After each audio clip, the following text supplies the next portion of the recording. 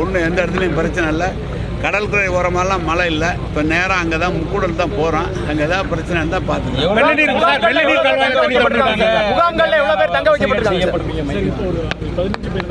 மொத்தத்தில் என்ன வரல, 15 பேர் தான் இருக்காங்க.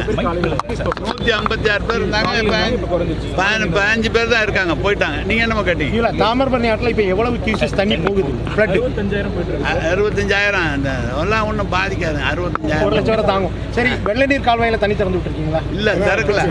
1000 2000 போகுது. 1000 2000 நீர்வழி பாதையில் உள்ள ஆக்கிரமிப்பு கட்டடங்கள் அனுமதி இல்லாத கட்டடங்கள் ஆட்டப்படுமா?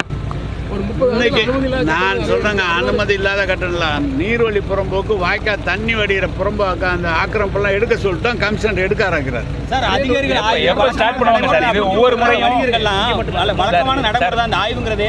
ஒவ்வொரு வருஷம் வெளில வரும், ஒவ்வொரு வருஷம் அதிகாரிகள் வருவாங்க, பார்த்துட்டு போவாங்க. ஆனால் எங்களுக்கு